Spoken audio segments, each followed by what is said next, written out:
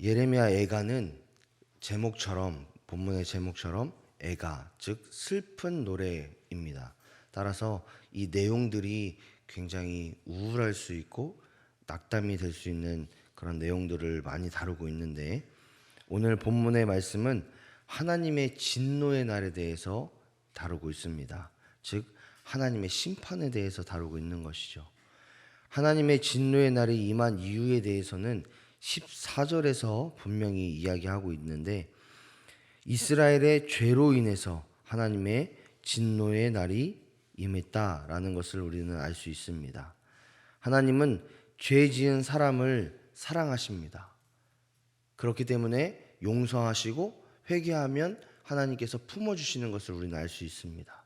그러나 하나님께서는 죄에 대해서는 반드시 심판하신다라는 것을 우리는 말씀을 통해 볼 수 있습니다. 그래야 사랑과 공의의 하나님이 성립될 수 있기 때문에 그렇습니다. 그렇기 때문에 이스라엘이 범한 이 죄에 대해서는 하나님께서 반드시 심판을 내리시겠다라고 이야기하고 있습니다. 그런데 그 심판의 강도가 엄청나다는 것을 알 수 있는데, 우리 13절의 말씀을 보면 높은 곳에서 나의 골수에 불을 보내어 이기게 하시고 라고 말씀하고 있습니다. 이 표현은 하나님께서 내리시는 이 심판으로 인해서 내 뼈 마디마디가 고통과 어려움을 당하고 있다. 타들어가는 고통 속에서 내가 그 정도로 고통 가운데 시달리고 있다는 것을 보게 됩니다.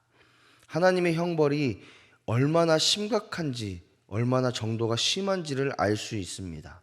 또한 내 발 앞에 그물을 치사 나로 물러가게 하셨으며 라는 이 말씀을 통해서도 이 사망의 올무에 빠져서, 그러니까 이 죄로 인해서 하나님의 심판을 받는 우리의 모습이 하나님의 사망의 올무에 빠져서 고통과 공포 속에서 두려워하고 있고, 그로 인해서 앞으로 닥칠 하나님의 심판과 진노가 이스라엘 백성들에게, 또 이 예레미야 애가를 쓰고 있는 이 저자에게 얼마나 어려움 가운데 있는지를 우리는 볼 수 있습니다.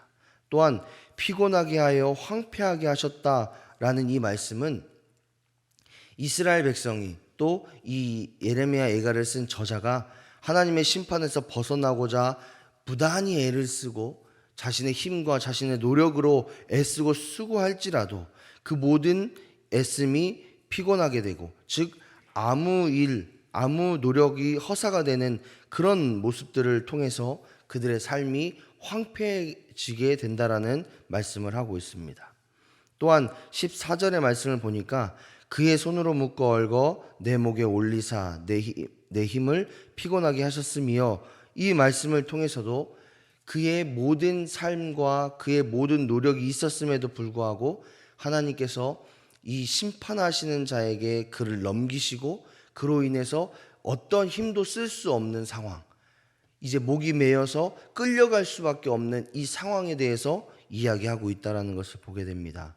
그로 인해서 이 이스라엘 백성들은 하나님의 진노의 날에 정말 죽은 시체와 같은 수치당하는 모습을 보여주고 있다라는 것이죠.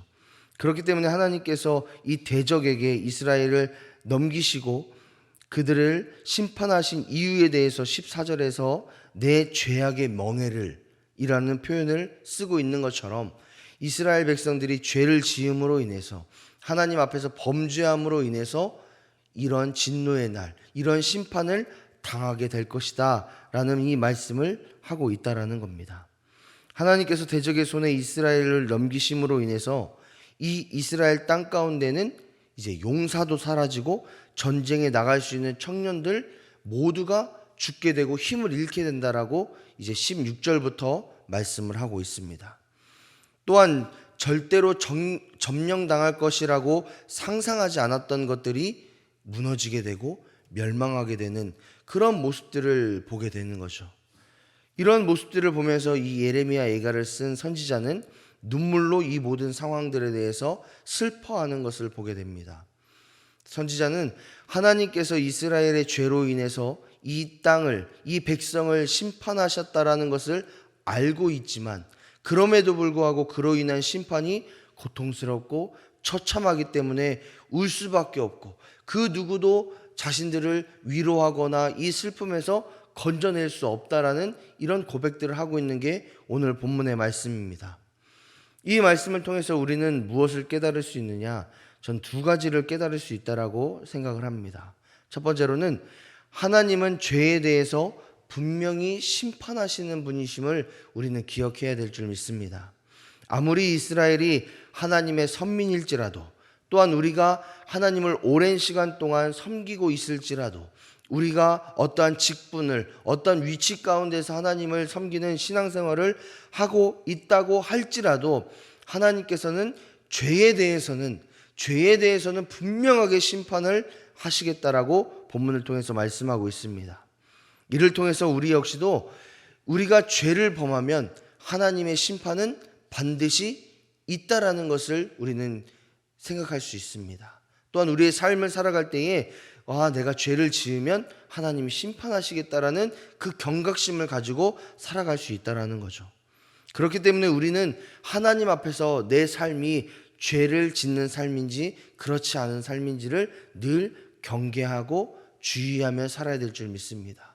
우리의 삶과 우리의 언행이 하나님께서 원하시는 방향으로 살아가고 있는지, 거룩한 자의 삶으로 살아가고 있는지, 아니면 죄를 짓고 죄의 모습으로 살아가고 있는지를 늘 경계하고 경각심을 가지고 하나님 앞에 내 삶을 돌아봐야 될 줄 믿습니다. 간절히 원하는 것은 우리의 삶이 하나님께서 원하시는 거룩한 자의 삶이 되시기를 주님의 이름으로 축복합니다. 그래서 하나님께서 기뻐하시는 하나님의 심판을 비껴가는 그런 우리의 모습이 되어야 될 줄 믿습니다. 두 번째로는 심판은 오직 하나님의 영역임을 깨닫게 됩니다.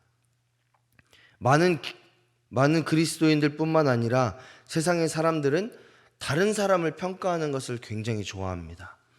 그리고 그것을 통해서 쾌감을 느끼는 사람들도 있습니다. 하지만 이 심판을 내릴 수 있는 분은 오직 여호와 하나님이십니다.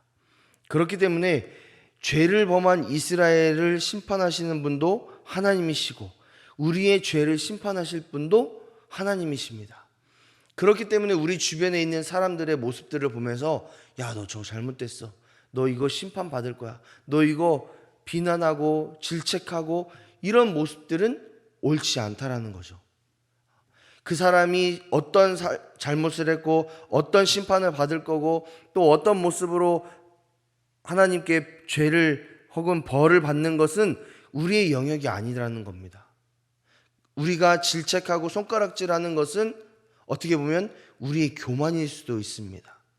따라서 하나님 앞에 겸손한 우리는 내 주변 사람들이 죄를 범하고 잘못할지라도 그를 위해서 기도해 줘야 되고 그가 잘못된 길을 갈 때에 조언해야 되고 그가 그 길에서 벗어날 수 있도록 그에게 사랑으로 다가가야 될 줄 믿습니다. 그것이 바로 그리스도인의 모습입니다. 심판은 오직 하나님의 영역이기 때문에 우리는 그리스도의 사랑으로 그를 보듬어 줘야 됩니다. 그가 회개하고 돌이킬 수 있도록. 그런 사랑의 공동체가 우리 하늘의 교회가 되기를 소망합니다. 우리 하늘의 교회는 우리 주변 사람들을 질책하고 비난하고 손가락질하는 그런 공동체가 아니라 그렇게 세상 사람들이 손가락질하는 사람일지라도 예수님의 사랑으로 품어주고 예수님의 사랑으로 그를 돌이킬 수 있게 만들어주고 또 그가 돌이켜서 우리 교회 공동체 안에 녹아들어서 또 그런 사랑을 베풀 수 있는 그런 사람을 만들 수 있는 그런 믿음의 공동체가 되기를 주님의 이름으로 축복합니다. 하나님께 사랑하시는 여러분, 죄를 반드시 심판하시는 하나님을 기억하시면서 우리의 오늘 한날을 정말 정금과 같이 정결하고 거룩하게 그런 하나님의 사람으로서의 삶을 살아가시는 저와 여러분이 되시기를 축복합니다.